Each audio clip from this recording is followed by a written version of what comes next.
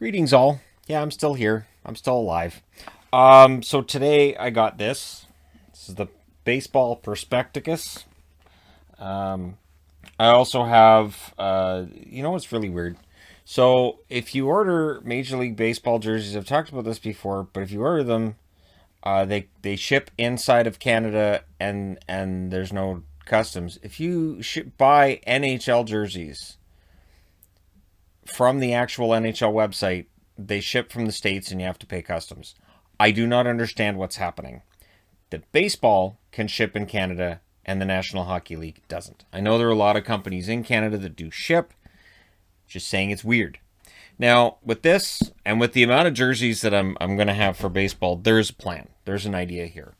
So, in not being able to cover basketball, I'm not overly upset with that. Hockey's been crazy busy. And of course, I covered football because that was relatively easy. Now, what I want to do for baseball is I want to, and I'm not going to be able to provide the kind of time, of course, for baseball that I do for hockey. However, hockey, the season does, start to wind down when you get into the playoffs, in that there's fewer games. There's a lot less time that I actually put into it when we get into the playoffs. Though view counts go up, interest goes up, my actual free time is at a premium until the playoffs. And usually in the playoffs, I have more free time. Now, where that changed this past year was that they had everything in a bubble. Hockey would start at 10 in the morning and go till 10 at night every single day. So that was a problem. But the playoffs this year are supposed to be normal playoffs, not supposed to be bubble playoffs. That may change, but they're supposed to start in May. Baseball, of course, starts in April. So my thinking is when we get into May and my power rankings, which I'm doing for the National Hockey League right now, that board will be retired until the following October. Minus, what I do with it during the summer. There's a couple of power rankings I may do. However, I may have time to be able to do a power rankings every week for baseball and look into who's moving up and who's moving down. Now, I would want to wait until, I want to say like 3 weeks into the season before I actually start doing power rankings for baseball. But I think I can do that. And I think I can do that. I think I can keep track of, okay, so here these teams are winning, these teams are doing well. And with this book right here, this huge, gigantic book right here, which is not 100% up to date, of course, because there's been free agents signed since then. But there's a lot of data in this book, a lot of players. And so, yeah, that's handy. And again, the jerseys I have coming, I have a black Arizona Diamondbacks jersey coming and a red Minnesota Twins jersey coming. And so that should be enough. I have about I want to say about half the league. And no, I'm not intending for it to be like what I've got here with hockey. The plan is to probably eventually I'd have one jersey for each team in the league if the baseball videos are generating enough interest. Now, the baseball videos during the playoffs did very well. So, fingers crossed on that. Now, in terms of the movie reviews and that side of it that Yvonne and I have been doing, that's something that as well as we get back into, I don't know, something, it's weird. We haven't had like a normal, obviously there aren't theaters right now, so I haven't gone out to theaters to watch movies. We did reviews on this channel after coming out of movie theaters. Everything's kind of been on hold with that. We can definitely do TV reviews as well. I did finish season 2 of Bonding. Don't know if I mentioned that in the last video I did. I will say that I don't think it needs a season 3. I did look around to see if they're planning a season 3. Nothing's been announced. I don't think it's necessary. I'd be very surprised if they even try, to be honest. I thought the way that season 2 ended was kind of perfect.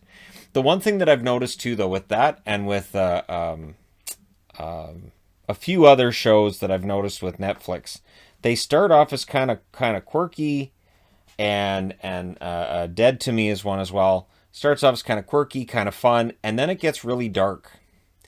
And there's no humor. Like towards the end with Bonding, yeah, there's no humor in it anymore. The humor's kind of gone.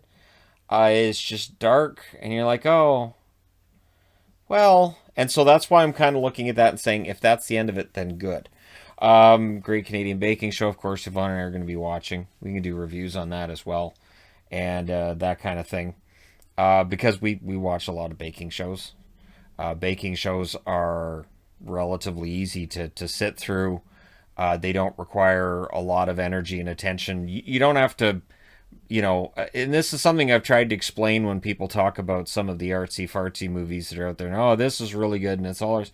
Yeah, if it's something where I have to devote absolutely every moment of my attention, and I might need to watch multiple times in order to get through, I really, A, don't have the energy, and B, I don't have a ton of time to be doing that either. So, and when I do have time to watch stuff, it's usually late at night. So I'm already tired. So if a movie's 2.5 hours and it's 11 o'clock at night when I'm going to start something up, I'm going to look at that runtime and go, no. And again, because hockey's on now and there's hockey every night for 116 days, it makes it difficult. It makes it difficult for me to do other things on top of that, which is why there hasn't been the uploads on here.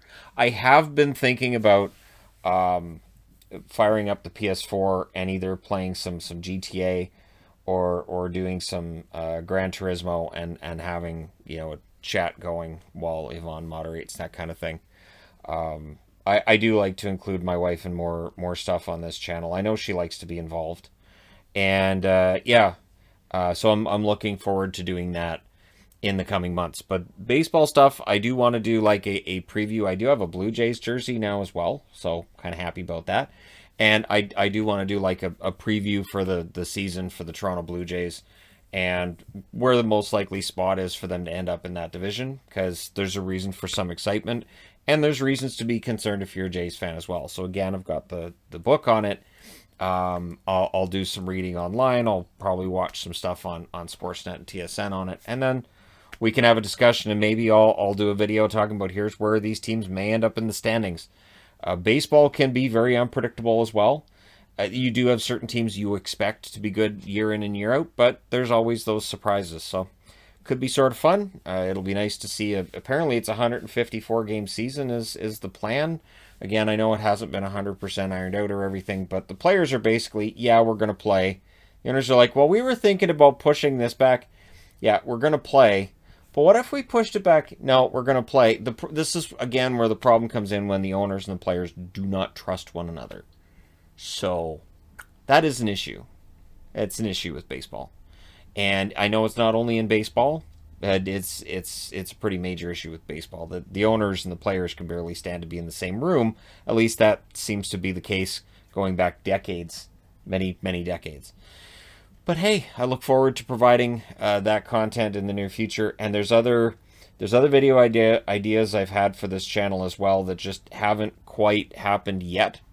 So looking forward to being able to have more time. But like, for instance, yesterday, hockey started at 1 o'clock in the afternoon and didn't end until about 10 o'clock at night. And there was like barely 20 minutes in between. So even though there was a big trade, well, not a big trade, but it was a trade that involved Toronto Maple Leafs, that's going to get hits. And I was like, I can't do a video. I can't. I don't have time. And so I did the review at the end of the night, and then I did the video where I talked about the trade this morning, knowing, yeah, there you go.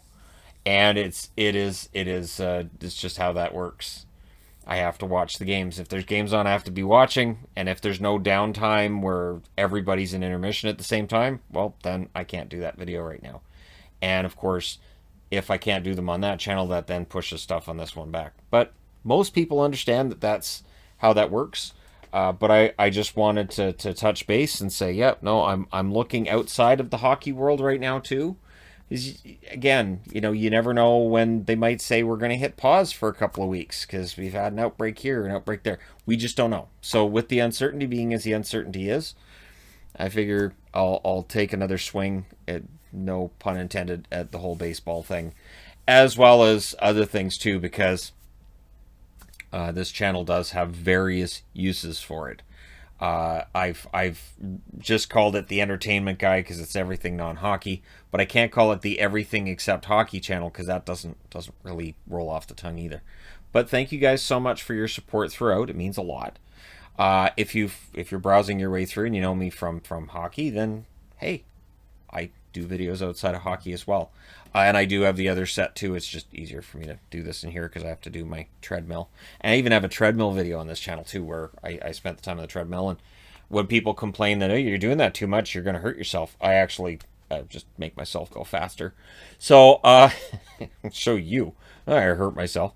And I wanted to talk a bit about that too, because, 5 miles a day, it sounds like a lot. And on some level, it is. However, I do my research on that, and it is not harmful.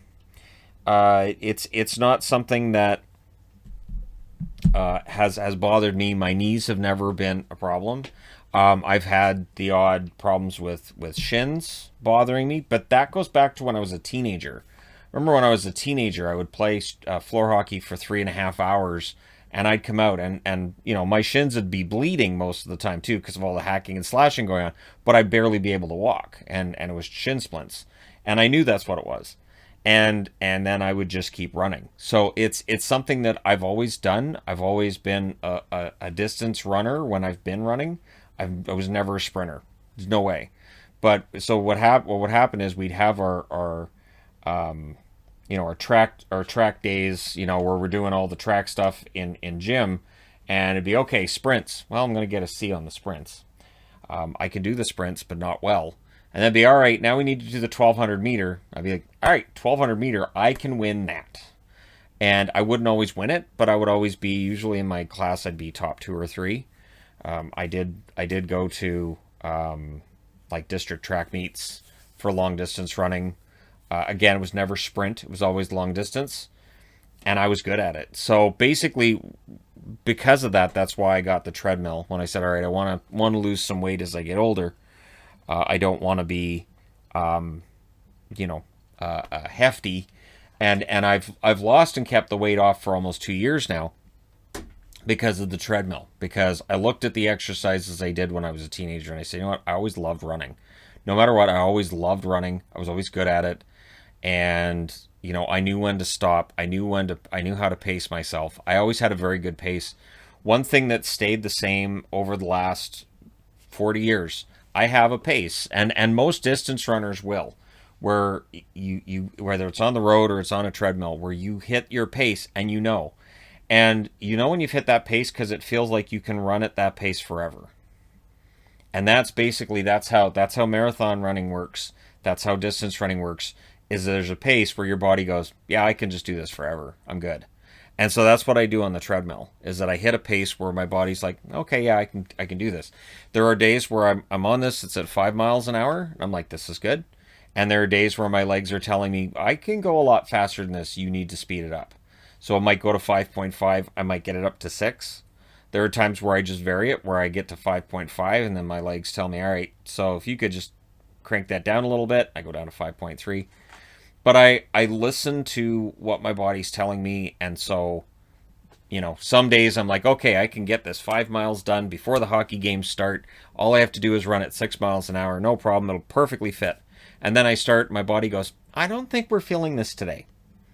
You might want to slow this down. And I'm like, ah, crap. All right, so I'm not going to get the full 5 today, but I'll get close. So, yeah. And of course, that means I've got to fit in the time for that every day. But I do know myself. I've always known myself pretty well. I remember there were a couple times I went to our family doctor when I was a teenager. My mother would, as mothers tend to do, sometimes overreact to things. And I'd end up at the doctor, be like, so what are you in for today? And I'm like, so I'm here because I'm having pain and what it is. And I'd go through what it was and what had happened. Like, I had a limp. I had a limp that I was going through for months. And I didn't care. I was still running. I was still doing all the sports. And I had a limp. And so I go into the doctor and he's like, what is it? And I said, I pulled my hamstring at some point and I'm just not letting it heal because I still keep running. But eventually it'll get better. So he sits me down on the table and goes over everything. And he's like, yeah, no, you're right. Yeah, you pulled your hamstring. Yeah, all right. So you're good? I'm like, yeah, it doesn't really hurt. I do have a notable limp when I walk on it. And if I'm running long enough, it hurts. But I'll be fine. And that was it. That was the end of that. So I think, that's an important thing. I always listen to myself. I know what my body's trying to tell me. And I've never had any pain in my hips or my knees. And I've been jogging on this for almost 2 years now. And it's helped me keep the weight off, which is nice. It is nice. And when you're in your late 40s and you find something that helps you keep your weight off, you keep it. You keep that. Because the idea of, well, if you start incorporating all this, I have a limited amount of time. I really enjoy running. I have always enjoyed running. I loathe lifting weights. It is very painful, and it is boring to me, and it does nothing for me. I have weights. I just they collect dust because I'm it's not me. I can't. I mean I could, but I'd much rather be on the treadmill. That's how that works. All right. So again, thank you guys so much for all your support. It means a ton. This is one of those all over the place ramble type videos. So thanks for tuning in for that. And I'm looking forward to when I get those new jerseys. At some point, I'll go through my baseball collection. Let you guys know what I have and what I don't. Because again, when I've got those two, that's about half the league, and I'm happy with that. I'm not planning on getting any others. The only one that I don't have, and now I can't find in my size, is that absolutely fantastic blue Milwaukee jersey. That Brewers jersey is so fantastic. It's the only one I don't have. It's got the yellow script on the front, Milwaukee, and it's really, really clean. So that's the only one I don't have. And I thought about Yankees, because Yankees is a very classic jersey, and it's very nice. But if I wear Yankees, I think it'll burn my skin. So that's the problem I have, is that I think as a fan of the teams that I'm a fan of, and if I put on Yankees, it will burn me, and I don't want to get burned. So there you go. Thank you guys so much for all your support. I will talk to you again soon.